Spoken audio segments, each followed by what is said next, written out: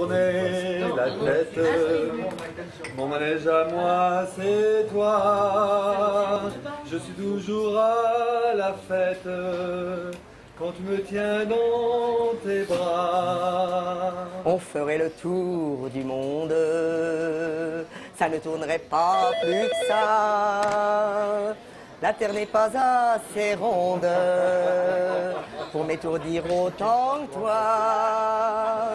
Cette terre qui m'obsède jour et nuit, cette terre n'est pas née d'aujourd'hui. Il vient d'aussi loin que je viens, traîné par 100 000 musiciens. Toutes ces chansons sont basées sur la vie, l'amour, les aléas de la vie, les peines d'amour, les peines que procure la vie. Et donc, en quelque sorte, je crois que chacun se reconnaît dans ces chansons.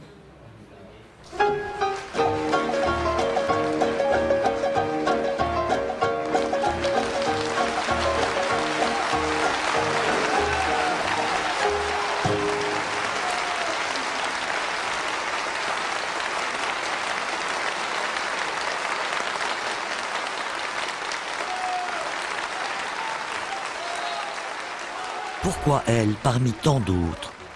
Pourquoi Piaf? Derrière ce front de Bonaparte, comme disait Cocteau, et sous l'apparence d'une frêle silhouette, c'est un prodige. Une voix immense et un pouvoir d'émotion tel qu'il continue de faire son œuvre après qu'elle ait disparu. Quand elle le chante, c'est comme une révélation. Sans amour, on n'est rien du tout. Son magnétisme s'impose dans la vie comme sur scène.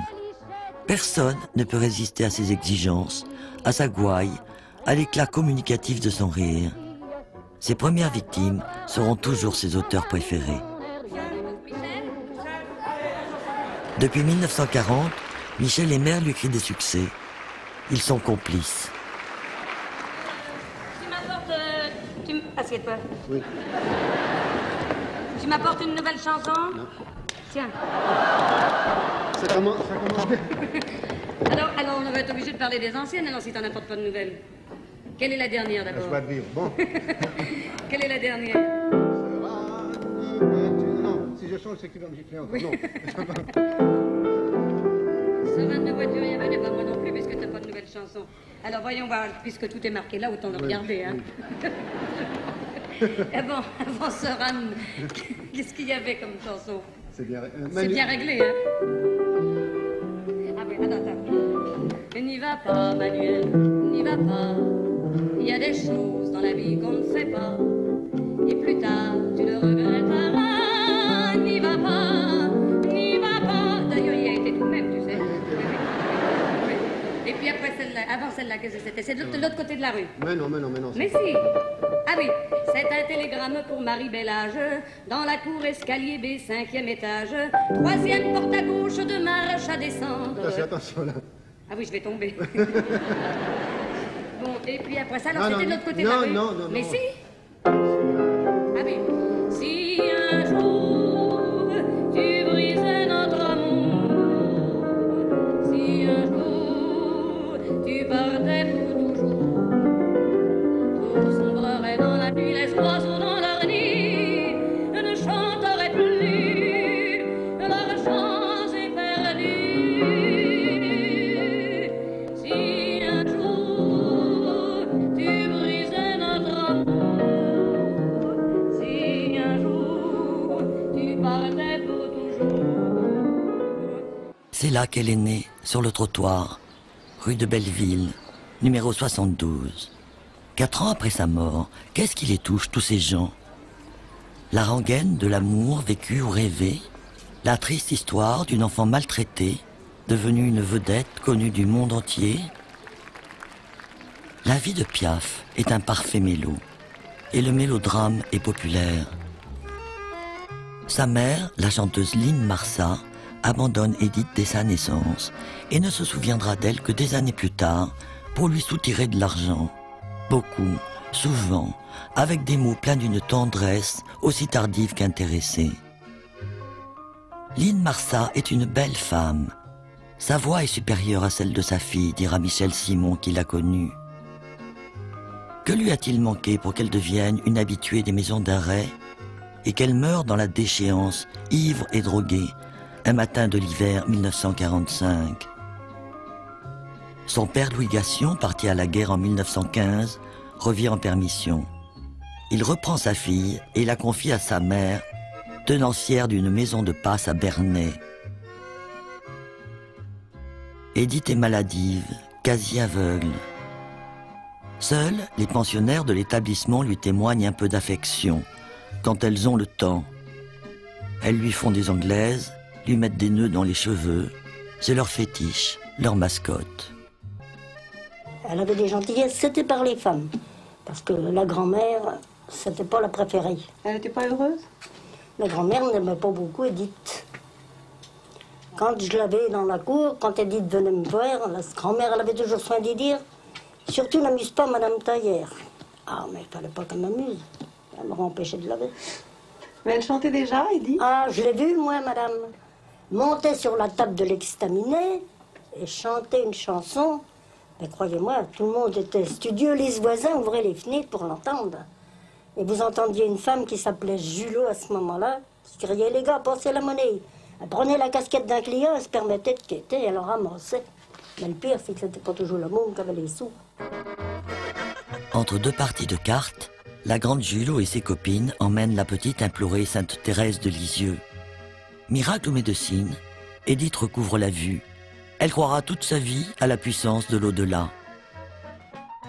Édith a 7 ans, le curé de Bernay s'indigne de voir cet enfant vivre dans une maison close. Son père vient la chercher. Il est contorsionniste et la traîne avec lui sur les champs de foire. Quand elle chante, la recette est meilleure. Le père Gassion a des maîtresses et la baffe facile. Mais c'est son père, mieux que rien. Une poupée l'a fait rêver dans la vitrine d'une ville de passage. Louis Gassion se fouille les poches, il n'a pas assez. Il la lui achètera le lendemain avec la recette de la journée. Unique manifestation d'amour paternel qu'elle n'oubliera jamais.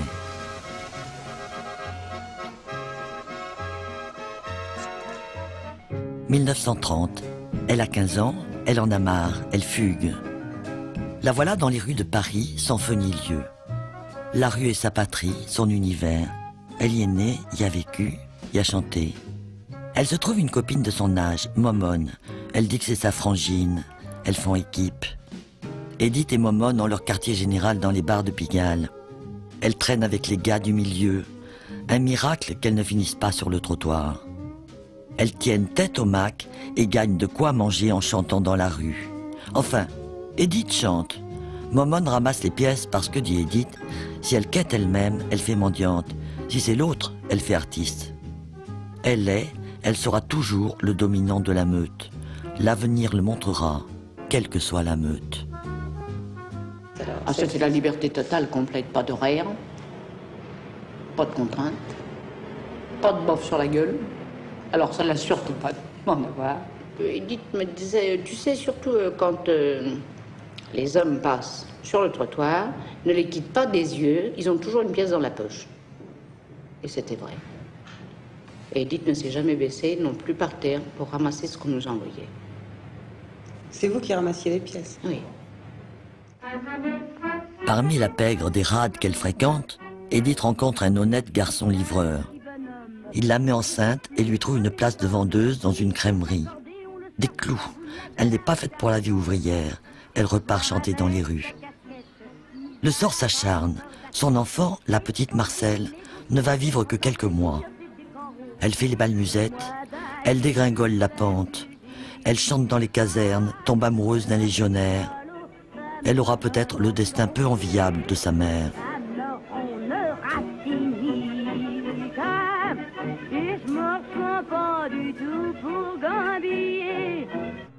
Qu'est-ce qu'elle fait ce jour-là dans les beaux quartiers, un soir d'octobre, à traîner son cafard? Est-ce la bonne carte qui sort enfin? Un monsieur passe, il l'entend. C'est Louis Leplé, le patron d'un cabaret voisin, le Gernise. Il l'engage. Il jouera sur l'aspect misérable de cette gosse malfagotée qui chante à se faire exploser les cordes vocales. Banco, il remplit son cabaret. En une semaine, le tout Paris est là pour voir la nouvelle curiosité, la pauvresse en guenilles qui descend des bouches de Pigalle. C'est excitant, on s'encanaille. Mais vite, la voix de la petite les prend au creux de l'estomac. Ils viennent tous, Joseph Kessel, Jean Mermoz, Fernandel, Mistinguette et Maurice Chevalier qui parle haut et fort. Elle en a dans le ventre, la petite. C'est la révélation de l'année. Le Play lui a trouvé un nom, la môme Piaf.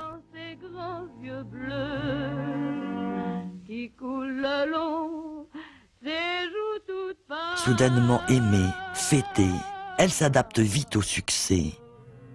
Le Play s'est attaché à elle. Elle l'appelle Papa Le Play. Mais personne n'oserait inventer la suite de ce roman feuilleton.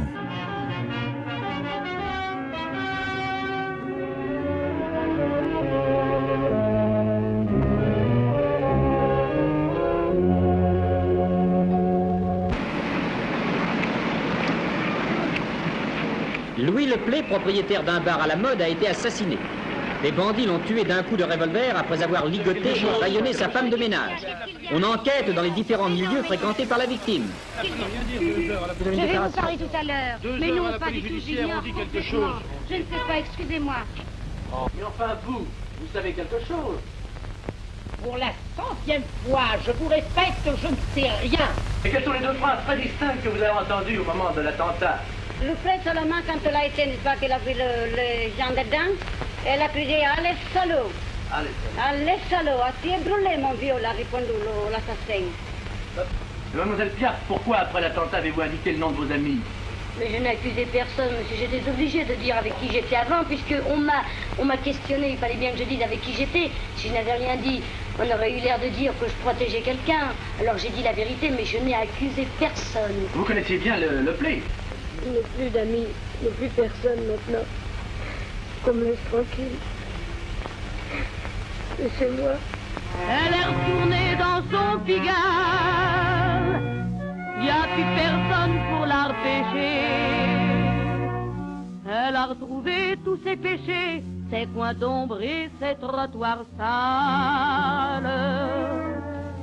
Et quand Louis Le Play est mort, je me suis retrouvée un petit peu, c'est-à-dire désemparée, me rendant compte que, mon Dieu, je ne connaissais pas mon métier. Je l'avais d'abord jamais pris très au sérieux, je chantais comme ça venait. Et j'avais pris le goût des bravos, j'avais pris le goût d'une salle, d'un public. Et je me suis souvenu qu'il y avait un homme qui me disait toujours, le jour où tu voudras travailler sérieusement, je serai là. Et cet homme-là, c'était Raymond Assaut. Assaut est un parolier qui habitait la rue Pigalle comme elle. C'est un rigoureux. Il entreprend de la discipliner. Il a du mal. Elle échappe, elle fugue, elle revient. Il aime la môme. Elle assimile tout avec une extrême rapidité. Lui, il l'écoute raconter sa vie et en fait des chansons. Ainsi naît le fanion de la Légion, inspiré d'une aventure qu'elle eut avec un légionnaire. Elle ne braille plus ses chansons, elle place sa voix, ses effets. Avec Raymond Assaut, Edith a pris le goût du travail pour toujours. C'est Marguerite Monod qui en a fait la musique. Elle signera de son magnifique talent l'essentiel du répertoire de Piaf. C'est le fanion de la Légion. Les salopards tiennent la plaine. Là-haut dans le petit fortin depuis une longue semaine, la mort en prend chaque matin. La soif et la fièvre dessèchent les lèvres à tous les appels de clairon. C'est la mitraille qui répond. Pendant la guerre, Edith Piaf chantera le fanion de la Légion, exprès, devant un parterre d'officiers allemands vexés. La chanson sera censurée.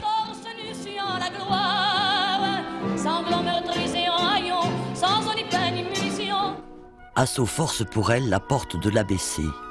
Elle chante à l'européen, Bobino la veut, c'est la consécration. Elle enregistre chez Polydor. La môme, c'est fini.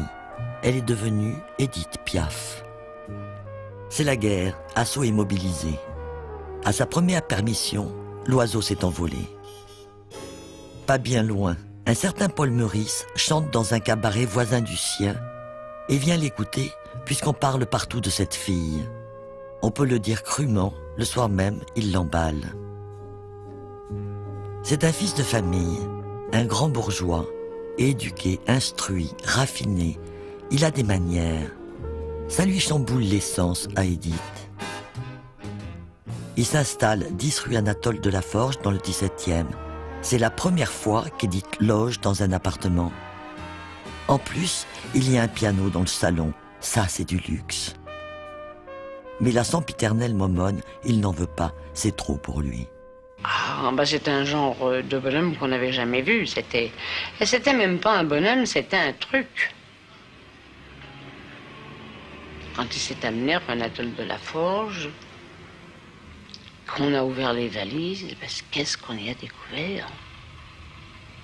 Le nombre de pyjamas, de robes de chambre en soie, des chaussettes pour au moins 3 ans d'avance, des costumes sur mesure. J'avais jamais vu ça. Une trousse de toilette, comme pour une cocotte. Je t'ai dans la peau, y a rien à faire, tu es partout sur mon corps. J'ai froid, j'ai chaud, je sens la fièvre sur ma peau. Après tout, je m'en fous de ce qu'on peut penser, je ne peux pas m'empêcher de crier. Tu es tout pour moi, je suis intoxiqué, et je t'aime engravé. Je t'ai dans la peau, y a rien à faire. Obstinément, tu es là. Cocteau est le personnage emblématique du Paris de la littérature et du spectacle. Il se toque de ce couple infernal. Il écrit pour eux une pièce, Le bel indifférent, où s'oppose le caractère houleux d'une femme jalouse au flegme anglais de son partenaire. Cocteau aime Édith profondément. Il lui ouvre grand les portes du beau monde.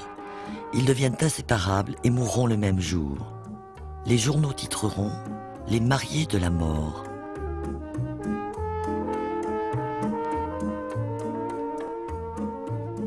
Attends, si tu dors, je me dis... Me voilà tranquille. Il est là. Je peux le dorloter, le toucher, le regarder. Moi, je dors mal, je dors presque jamais. Alors je me dis... Il est là, il court pas à droite et à gauche. Je l'ai. Je le garde. Émile. Émile, je te jure que tu me pousseras à commettre un crime ou tu me pousseras à tout casser. C'est toi qui commettras un crime, qui tirerait, qui te ferait mettre en tôle. Ah, tu te vois en tôle, dis. Écoute-moi bien, j'ai pu te parler avec patience. Seulement, je te préviens que ma patience est à bout. Si dans 3 minutes...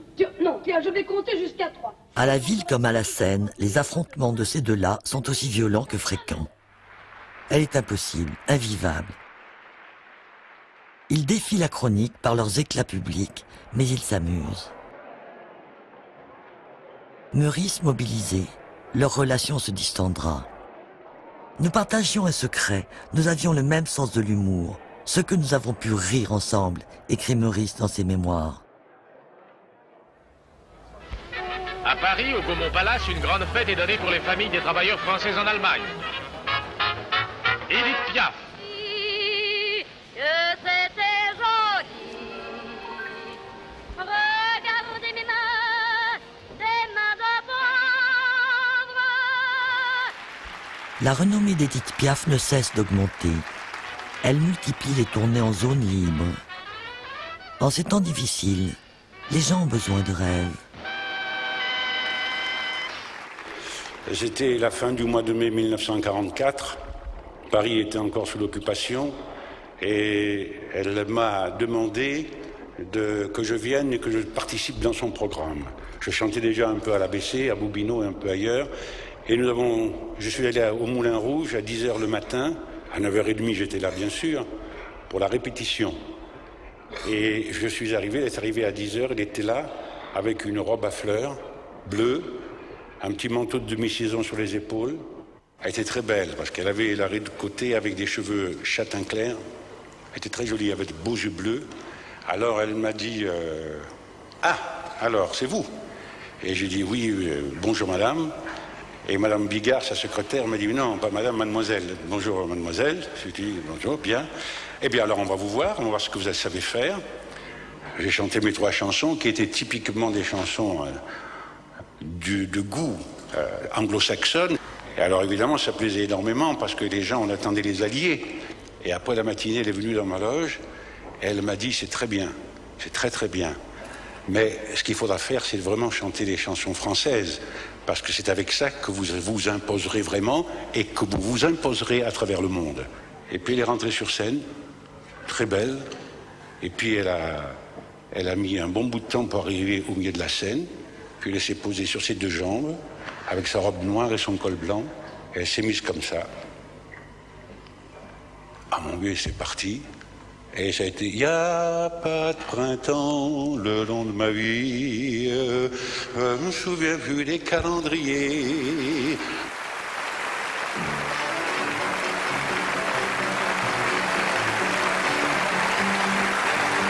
Et bien entendu, à l'accordéoniste, j'ai craqué, je la regardais subjuguée, et puis je sentais des... J'avais pas envie de pleurer, en même temps je pleurais parce que c'était fantastique, quoi. Alors évidemment, j'étais KO. Et alors après, ça a été formidable parce que j'avais une telle admiration que... La fille de joie est triste, au coin de la rue là-bas. Son accordéoniste, il est parti soldat. Quand il reviendra de la guerre, ils prendront une maison. Elle sera la caissière et lui sera le patron. Que la vie sera belle, ils seront de vrais pachas. Et tous les soirs pour elle, il jouera la java. Elle écoute la java qu'elle fredonne tout bas. Elle revoit son accordéoniste et ses yeux amoureux suivent le jeune rêveur et les doigts secs et longs de l'artiste. Ça lui rentre dans la peau par devant, par devant, et l'envie de pleurer cette musique. Tout son être étendu, son soufflet suspendu, c'est une vraie tordue de la musique. Édith va faire la carrière de son grand dadé marseillais. Elle le prend en main et le fait travailler sans répit 1 année entière avant de le rendre au public. Elle change son répertoire. C'est elle maintenant qui fabrique les vedettes. Elle flaire immédiatement l'excellence. Yves n'a pas le succès modeste. Il fait le coq. Quand il se quitte, c'est lui qui souffre. Créer une chanson, disait-elle à Montand, c'est faire vivre un personnage. Ces personnages, elle les incarne. Elle leur rentre dans la peau, par le bas, par le haut. Elle se donne, s'abandonne à son public. Elle nous emporte dans son histoire. On la vit avec elle. Quand elle chante « Les amants d'un jour », on voit les images.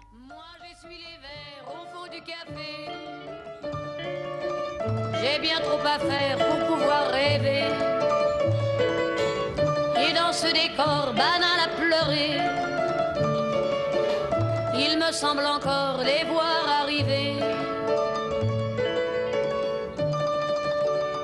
Ils sont arrivés, se tenant par la main, l'air émerveillé de 2 chérubins portant... Il y a une particularité dans cette chanson. On voit la scène par les yeux de cette fille qui nettoie les verres derrière son bar. La dramaturgie passe par son regard. Ça pince le cœur. Les amants sont beaux, ils s'aiment, ils vont mourir. Ce n'est pas très vraisemblable, mais on y croit. Jolie métaphore, l'amour, la mort. La chambre d'hôtel, mon papier jauni, et quand j'ai fermé la porte sur eux, il y avait tant de soleil au fond de leurs yeux que ça m'a fait mal, que ça m'a fait mal. 1945, c'est la fin de la guerre. Edith vient d'engager Marc Bonnel, l'accordéoniste de Mistinguett, qui la filme avec sa caméra Super 8.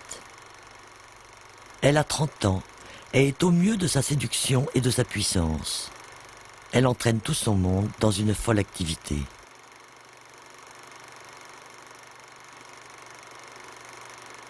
Il y a Robert Chauvigny, son talentueux pianiste et adorable ami. Si drôle. Et Barrier, son impresario, la fidélité faite homme, la stabilité en personne. Marguerite Monod qui fait toutes ses musiques depuis le fanion de la Légion. Piaf a tant d'admiration pour elle. Bien sûr aussi Michel Aymer, dont elle dit qu'il produit des chansons comme un pommier produit des pommes. Elle part avec les compagnons de la chanson qu'elle connaît depuis 3 ans. Elle les trouve charmants mais un peu cloches. Ça lui donne une idée à la rieuse. Elle leur apporte une chanson, Les Trois Cloches, qu'elle veut bien chanter avec eux pour les aider, les lancer. Les voilà partis pour une longue tournée à travers l'Europe. Ils sont tous amoureux d'elle. Elle a une idylle avec Jean-Louis Jobert qui est le plus amusant. Qui pourrait résister à l'impétuosité de cette môme de la rue qu'elle n'a jamais cessé d'être? 9 garçons, ça la stimule. Elle est chef de meute encore une fois. Pique-nique, camaraderie, c'est ce qu'elle aime. Le fric, le luxe, elle s'en fiche. Rien ne vaut une bonne rigolade avec les amis. Maintenant, c'est Edith Piaf et sa voix chaude des faubourgs, avec les compagnons de la chanson. Tout le gratin vient acclamer Piaf et ses compagnons.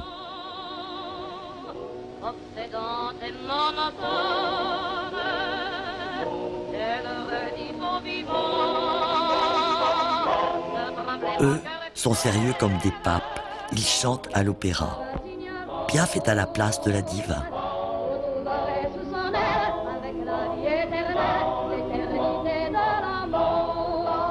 Elle a acquis une telle notoriété qu'on la réclame aux États-Unis. Elle fait des plans sur la comète. Elle propose aux compagnons de les emmener. Ils ne la croient pas. Ils méritent une paire de claques. La vedette de la chanson et ses 9 compagnons emportent ses cloches dans leur bagage. L'Amérique les réclame. Exportation invisible qui peut faire pencher en notre faveur la balance sentimentale des échanges franco-américains.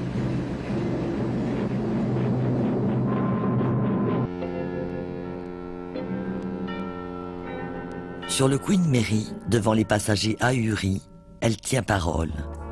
Elle les aligne en rond d'oignon sur le pont et ils y ont droit. Une paire de claques à chacun. Ça leur apprendra à ne pas la croire quand elle dit quelque chose. À Paris, c'était les restrictions. À New York, c'est l'opulence. On peut acheter tout ce qu'on veut. Les jeunes gens sont pris par un délire de consommation. Ils plaisent par leur fraîcheur. Ils obtiennent des contrats, tandis qu'Edith déçoit. Les Américains attendaient une petite femme de Paris, chapeautée, gantée, affriolante. Ils boudent carrément cette fille vêtue de noir, dont ils ne comprennent pas les mots. Elle a son billet en poche pour rentrer en France, quand un critique écrit sur elle un article qui retourne l'opinion. Monsieur et Madame Henry Ford, Gregory Peck, le président Eisenhower, Barbara Stanwyck, Elliott Roosevelt, Rex Harrison, Henry Fonda. En quelques jours, le tout New York veut voir la petite femme en noir qui fend les cœurs, une autre idée de la France.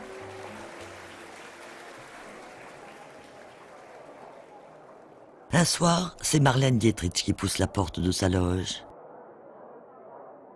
Elles deviennent grandes amies, 2 monstres magnifiques. Marlène lui apprend l'anglais.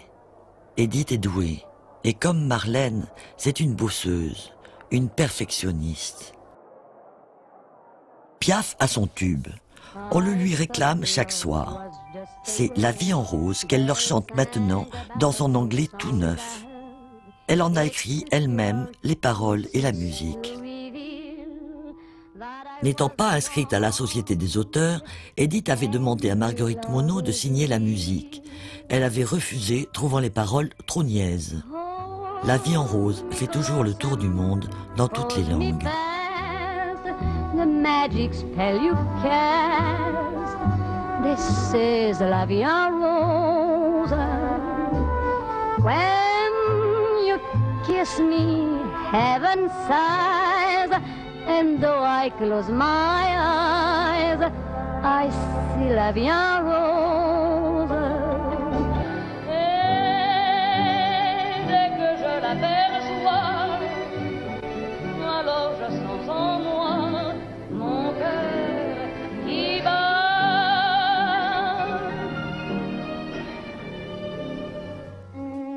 Deux Français, deux célébrités à New York en même temps, ils ne pouvaient pas ne pas se rencontrer, c'était fatal.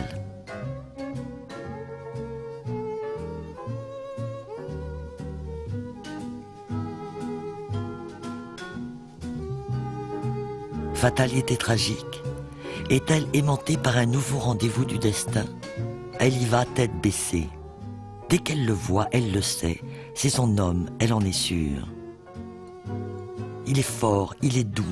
Elle va enfin se sentir protégée par ce costaud, ce gentil.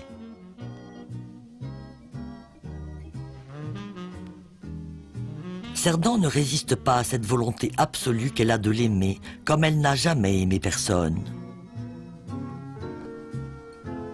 Piaf a entraîné cet homme-là dans son grand désir, celui qu'elle a hurlé à tous les vents de toute la puissance de sa voix, le grand amour, celui qui lui a manqué à sa naissance et qu'elle n'a cessé de clamer, de réclamer. Monsieur Marcel Cerdan boxait dans le quartier. Il n'y a pas beaucoup de gens qui le savaient, qui boxaient à 10 mètres de chez moi, juste à côté aussi. Il boxait ici, il venait avec Edith Piaf, il s'assoit là-bas, puisqu'ils sont très chaleureux, amoureux, alors il s'assoit juste à côté de monsieur là-bas. Il passait l'après-midi ici, il passait la nuit ici, il se logeait ici à l'hôtel. Piaf, c'est l'amour dans son état premier, voilà. Et alors, tous, autant qu'on est, on a vécu ça.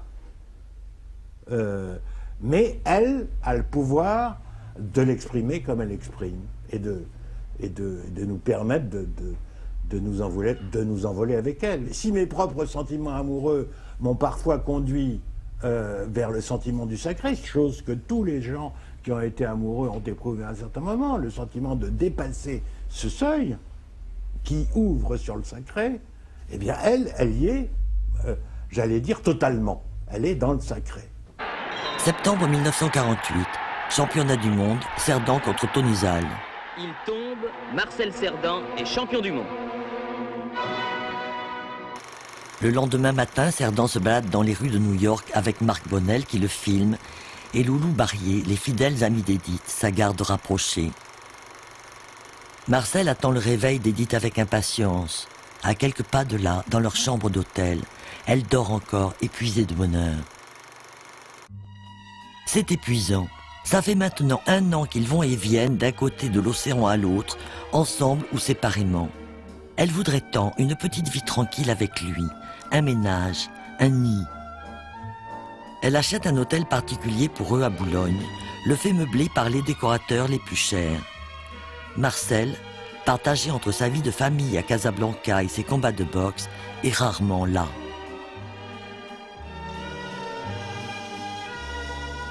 Septembre 49, Cerdan doit être à New York pour reconquérir le titre qu'il a perdu contre la Mota. Elle veut absolument être présente pour lui porter chance et accepte un engagement au Versailles. Elle l'y attend depuis le 14 septembre. La Mota reporte le combat au 2 décembre. Contretemps, changement, le destin bat les cartes. Edith est comme folle. Elle écrit l'hymne à l'amour pour lui. C'est le cri même de l'amour qui lui déchire les poumons. Elle bouleverse son auditoire. Sur nous peut s'effondrer et la terre devient s'écouler. De ma part, si tu m'aimes, je me fous du monde entier. d'amour inondera mes matins tant que mon corps frémira sous tes mains. Je m'attends les problèmes, mon amour, puisque tu m'aimes.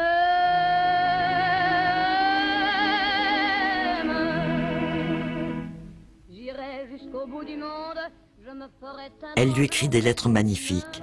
Mon adoré, crois-tu que c'est long quand je pense à ce qu'il nous reste encore à attendre? C'est à devenir fou. Elle ne peut plus attendre. Il lui faut son homme. Elle veut son Marcel. Enfin, il va venir. Il vient. Non, pas le bateau, c'est trop long, mon amour. L'avion. Marcel prend le Constellation au Bourget le 28 octobre 1949. Dernière photo, il sourit. La vie t'arrache à moi. Si tu meurs, que tu sois loin de moi. Loulou avait entendu dire que le Paris-New York était perdu. Et nous, on ne le croyait pas. Alors on est quand même parti jusqu'à La Guardia. Et puis on a attendu pour apprendre enfin que c'était fini, quoi. Et comment l'annoncer à Edith? C'était impossible. Ah, alors là, ça a été quelque chose. Hein. Ça, vous savez. Alors on est revenu avec Barrier. On était dans un drôle d'état avec Barrier. Hein. Et on est rentré dans l'appartement. Il était 11h du matin. Tout New York était prévenu et Edith savait toujours rien. Alors on était là assis comme dans une église, tous, on attendait son éveil. Et la porte de la chambre d'Edith s'est ouverte qu'à 2h moins le quart de l'après-midi. Vous vous rendez compte? On attendait depuis 11h30 midi, c'est le temps de revenir de La Guardia. Et alors là, Edith, d'un seul coup, on a vu la porte de la chambre s'ouvrir. Et Edith, qui nous a demandé pourquoi on ne l'avait pas réveillée, évidemment. Et puis elle nous sentait mal à l'aise, elle sentait qu'il y avait quelque chose. Alors d'un seul coup, elle ouvre la porte et elle lui dit « Pourquoi tu te caches ?» Elle dit « Marcel ». Alors Madame Lévitan, qui devait annoncer à Edith la catastrophe, elle est restée clouée et muette, elle n'a pas pu bouger. Et c'est Cerdan, c'est Loulou, qui a pris Edith dans ses bras et puis qui lui a dit « Ma petite Edith, soyez forte, il n'y a aucun survivant. »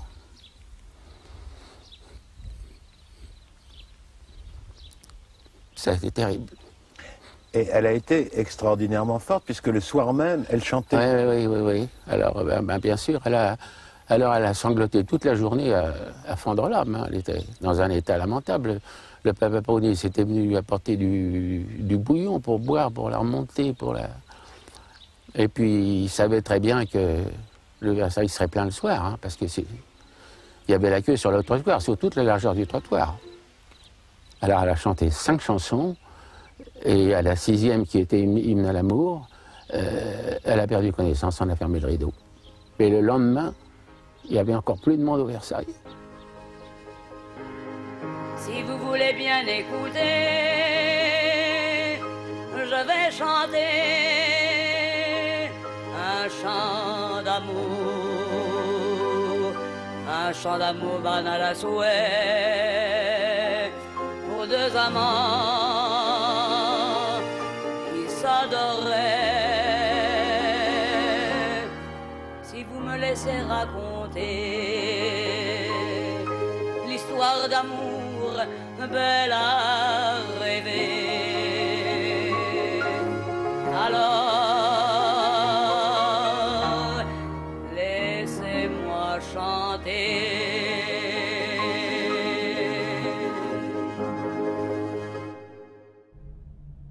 Elle se bourre de cachets, elle se mutile, elle ne mange plus. Dormir, ne pas se réveiller, ça dure des mois. Elle ne veut qu'une chose, son Marcel, qu'il ne soit pas mort, qu'il revienne, qu'il y ait un miracle. Quand la misère est là, Momone n'est pas loin. C'est elle qui a l'idée de faire appel aux esprits. Il n'y avait pas de docteur, il n'y avait pas, même pas un curé, même pas n'importe quoi, il n'y avait plus rien. Ce qu'il lui fallait, c'était Marcel. Marcel était mort, Marcel, il fallait qu'il vienne dans la maison, il fallait qu'il soit là. Dans ces cas-là, il faut chercher, elle ne mangeait plus, elle cachait les pilules pour pouvoir les prendre toutes à la fois. Elle pleurait sans arrêt, et puis il est venu cette idée de table. Et j'ai trouvé ça dans un magasin, genre Galerie Lafayette. Et pendant 3-4 jours où on éteint la lumière, toutes les deux, et vraiment, elle l'appelait, on l'attendait, et j'y croyais autant qu'elle, que cette ponçon de table, elle allait bouger. Et quand on a tellement la foi, ça aurait dû. Et elle bougeait pas la table, il n'y avait rien à faire. Alors je l'ai fait marcher. Ça s'apprend vite, ces trucs-là. Et le premier mot que la table lui a dit, c'est « mange ». Elle a reposé des questions, la table ne parlait plus. Elle a rallumé, elle m'a dit « Mais qu'est-ce qu'il veut dire, Momone ?» Moi, je dis « Il veut te dire de manger. Il te dit de manger parce que sûrement qu'en ce moment, il traverse un passage difficile et que c'est toi sur la terre qui dois lui donner des forces. Et toi, tu dois manger, tu dois continuer. » Moi, à mon sens, c'est ce que je pense. Elle m'a dit, t'as raison. T'es dans la cuisine, à tout bouffer. Jusque-là. À t'en crever, je me disais, c'est pas possible. Et puis on est retourné à la table, et la table était encore timide, hein, c'était la première fois qu'elle parlait. Elle lui a dit merci, et continue comme ça, pleure plus, et demain je reviendrai. Elle ne supporte pas une minute de solitude. Il faut qu'ils soient tous là, tout le temps. Les piliers, bien sûr, Marguerite Monod, Michel Eymer, Henri Conté, Les Bonnel, Louis Barrier, Robert Chauvigny. Et les nouveaux venus, Michel Rive-Gauche, Charles Aznavour, qui lui a écrit Jezebel, Eddie Constantine, qui va être son partenaire dans La Petite Lily, une opérette de Marcel Achard. En 1951, il ne lui reste que 12 ans à vivre. Tournée, concert dans le monde entier, elle donne tout. Les plus grandes salles de music-hall la réclament. Au Carnegie Hall, 10 000 personnes s'arrachent les billets pour un concert unique de 22 chansons. 7 minutes de standing ovation, l'apogée.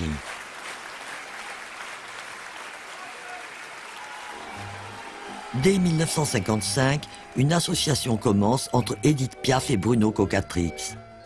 Il l'a connue en 1936, à ses débuts au cabaret Odette à Pigalle. C'est lui qui a eu l'idée de sa première petite robe noire. Ils vont écrire ensemble une des plus belles pages de l'Olympia. Le 29 avril 1958, Piaf fête avec lui sa 100e, 200 000 spectateurs. Dès l'instant qu'elle avait l'œil ouvert, quelle que soit l'heure de la journée, c'était vraiment le bulldozer. Elle fonçait, elle bougeait, elle téléphonait, elle parlait à 4 personnes à la fois. C'était vraiment un personnage qui avait une vie mais démente au point de vue activité. Et c'est tellement vrai que cela durait jusqu'à 4-5 heures du matin. Il m'est arrivé souvent de lui dire « Bon, Edith, j'ai besoin de vous voir », de lui téléphoner. Et quand peut-on me dire « Bah écoutez, venez ce soir vers 2 heures ». J'avais un rendez-vous à 2 heures du matin chez elle, où je trouvais 15 personnes qui étaient tous dans le salon, un immense salon.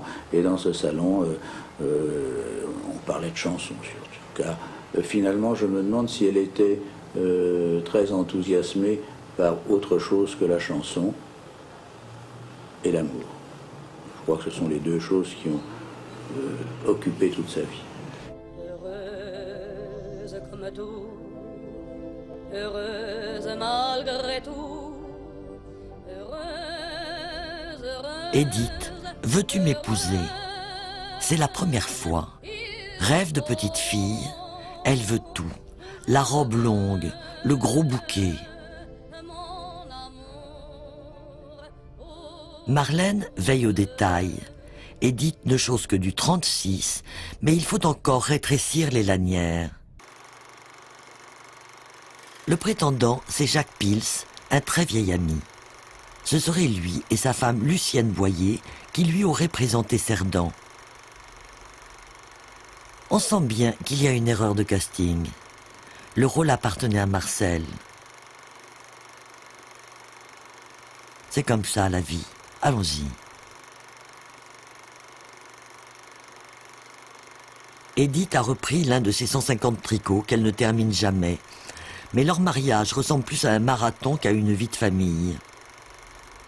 Marc Bonnel les filme le temps d'une courte récréation, entre deux avions, entre deux continents. Entre-temps, elle crée L'homme à la moto, Les amants d'un jour, La foule. Elle reçoit le grand prix de l'Académie du disque. Les récompenses pleuvent. Elle lui fait la vie impossible. Ils se quittent bons amis. Allez, venez, milord, vous asseoir à ma table. Il fait si froid dehors. Ici c'est confortable. Laissez-vous faire, milord, et prenez bien vos aises. Vos peines sur mon cœur et vos pieds sur une chaise. Je vous connais, milord, vous ne m'avez jamais vu. Je ne suis qu'une fille du port, une ombre de la rue. On devra la collaboration de Georges Moustaki et d'Edith Piaf à l'avis favorable du guéridon spirit toujours en service et à celui de l'astrologue consulté par la patronne. Bonne prise, il lui fait Milord. Comme d'habitude, tout son monde est convoqué boulevard Lannes pour tester la petite dernière. Les deux partent en tournée d'été. Elle chantera Milord pour la première fois à l'Empire Room de New York.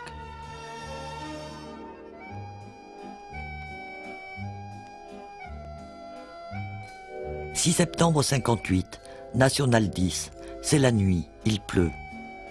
Moustaki ne contrôle pas la DS-19 qui s'encastre sous un camion. Jusque-là, malgré ses accidents précédents et des problèmes de santé, sa force de vie l'avait emporté. Là, ça casse. Au Waldorf, à New York, elle s'est effondrée en scène. Ulcère hémorragique. Elle sort au bout de 3 mois du Presbyterian Hospital, après 2 opérations gravissimes. C'est le début d'un chemin de croix. Souffrance, hôpitaux, cortisone et morphine.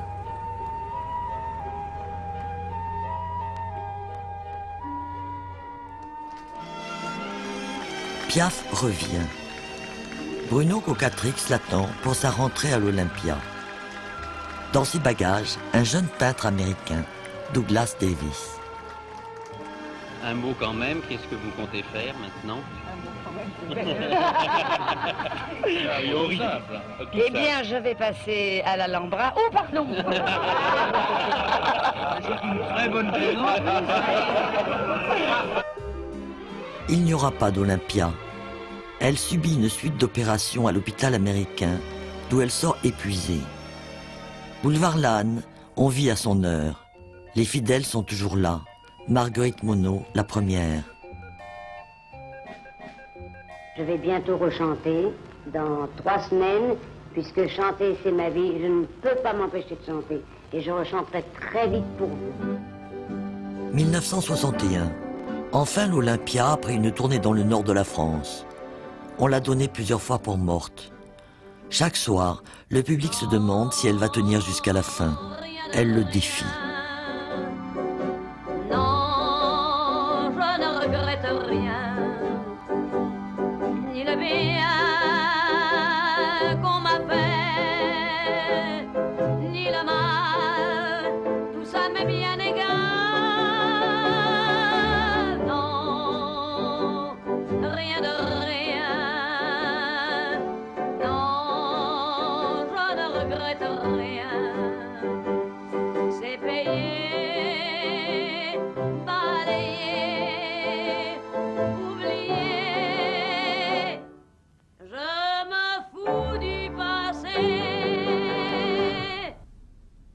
Marguerite Monod est morte cette année.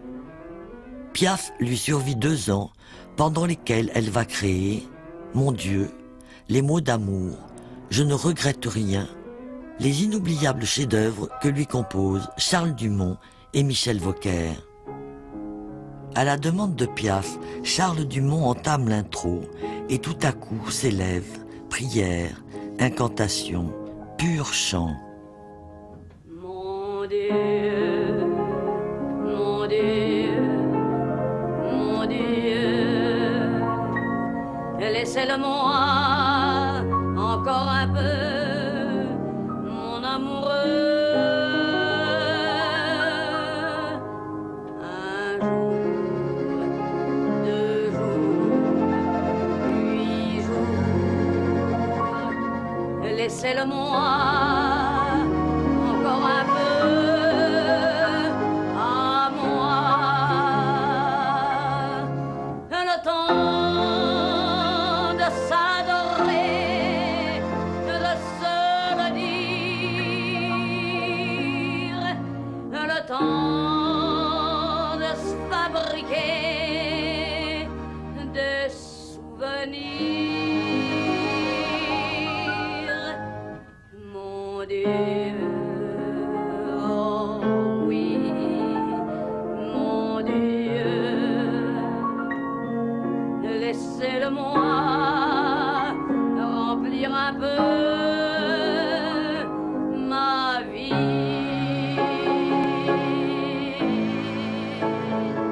Dans votre vie, jamais vous ne vous êtes dit, lorsque vous étiez malade, par exemple, ou au lit, qu'il y avait des limites et que ces limites, vous les aviez franchies? Bien, c'est-à-dire, quand on est malade, évidemment, c'est très dur d'avoir un bon moral. Mais tout de même, même si il m'est arrivé de me laisser abattre un petit peu, immédiatement je reprenais le dessus en me disant non, c'est pas possible, je m'en sortirai, j'y arriverai. Votre vie a été plutôt désordonnée, tourmentée. D'autres artistes en sont plus ménagés de leur vie. Est-ce que vous pensez que si vous les aviez imités, vous couleriez les jours plus tranquilles? Oh, probablement. Mais je pense que je n'aurais pas donné ce que j'ai donné au public. Et je pense que, comme tout ce que je fais, si je donne quelque chose, je le donne entièrement. Vous ne croyez pas aux économies? Ah non, surtout pas. Ni moralement, ni matériellement? Oui, surtout pas. Vous ne pensez pas à la vieillesse, par exemple? Non. Quand elle arrivera, on le verra bien. Est-ce que vous avez peur de la mort? Est-ce que vous avez eu peur de mourir? Non, j'ai pas peur de la mort. Vous y avez pensé? J'y ai pensé, et je l'ai accepté. Si ça avait dû arriver, je pense que j'étais prête aussi. L'une de vos chansons que vous avez chantée il y a un an s'appelait « Je ne regrette rien ». Vous l'avez chantée ici à Saint-Colonne. Oui. C'était une chanson qui a bouleversé les gens parce qu'on croyait que c'était de vous que vous parliez. Est-ce que c'était de vous que vous parliez? Lorsque vous jugez votre vie, est-ce que vraiment vous ne regrettez rien? Si vous pouviez la refaire? Exactement la même. La même. Vos chansons chantent toujours l'amour. Mais on sait que pour vous, l'amour n'est pas qu'un mot, n'est pas seulement un thème de chanson. Qu'est-ce que vous attendez? Qu'est-ce que vous avez attendu de l'amour, Édith Piaf? Mais ce qu'il m'a donné. C'est-à-dire? Le merveilleux, le triste, le tragique, l'extraordinaire. Des déceptions aussi? Je n'ai jamais été déçu. 3 ans durant, Pierre Desgroupes a traqué le testament spirituel de Piaf. Contrariante jusqu'au bout, c'est à son dernier amour, Théo Sarapo, qu'elle le délivre. Et pour faire bonne mesure, elle l'épouse. Oui.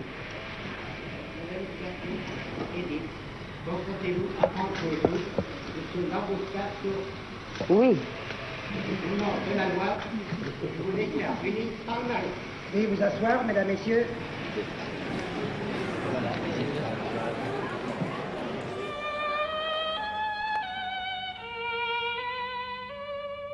Oui, jeune Théo, sans amour, on n'est rien du tout. À quoi ça sert l'amour? On raconte toujours des histoires insensées. À quoi ça sert d'aimer? L'amour ne s'explique pas, c'est une chose comme ça qui vient on ne sait d'où et vous prend tout à coup. Moi j'ai entendu dire que l'amour fait souffrir, que l'amour fait pleurer. À quoi ça sert d'aimer? L'amour, ça sert à quoi? À vous donner de la joie, à avec des larmes aux yeux, c'est triste et merveilleux. Pourtant on dit souvent, l'amour c'est décevant, qu'il y en a un sur deux qui n'est jamais heureux. Même quand on l'a perdu, l'amour qu'on a connu vous laisse un goût de miel. L'amour c'est éternel. Tout ça c'est très joli, mais quand tout est fini, il ne vous reste rien qu'un immense chagrin. Tout ce qui maintenant te semble déchirant, demain sera pour toi un souvenir de joie. En somme, si j'ai compris, sans amour dans la vie, sans ses joies, ses chagrins, on a vécu pour rien. Mais oui, regarde-moi, à chaque fois j'y crois, et j'y croirai toujours, ça sert à ça l'amour. Mais toi t'es le dernier, mais toi t'es le premier, avant toi il n'y avait rien, avec toi je suis bien, c'est toi que je voulais, c'est toi qu'il me fallait, toi que j'aimerais toujours, ça sert à ça, l'amour.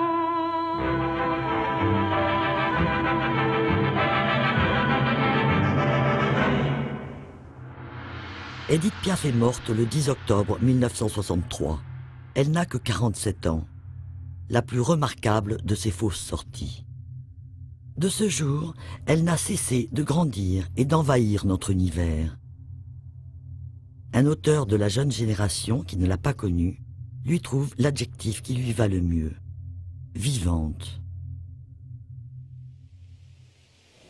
Une robe noire et sa lumière, une silhouette.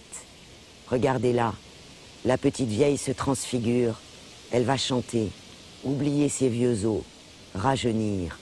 Les mots d'amour l'appellent, l'attirent, attisent son feu, passionnent ses poumons. Leurs détails sont ce qu'elle va en faire, du fond de son palais, dans le secret de son alphabet, de sa matière sonore explorée, avec sa langue, vivante. Vivante. Son ami Cocteau disait « Elle est l'âme de la rue qui pénètre dans toutes les chambres de la ville. » Ce n'est plus Madame Édith Piaf, c'est la pluie qui tombe, c'est le vent qui souffle, c'est le clair de lune qui met sa nappe.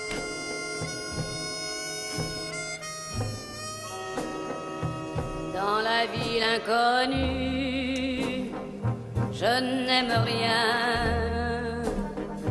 Je prends toujours des rues qui vont trop loin, d'interminables rues où je me perds, des quais, des avenues et des boulevards déserts, puis entre deux maisons, j'entends le tintamarre d'un long train sur un pont qui s'en va quelque part dans la ville inconnue.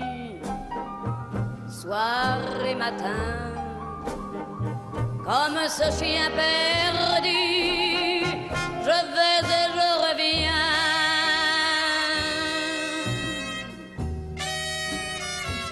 Il y a les passants qui ont l'air de vous fuir et qui n'ont pas le temps de vous faire un sourire dans la ville inconnue.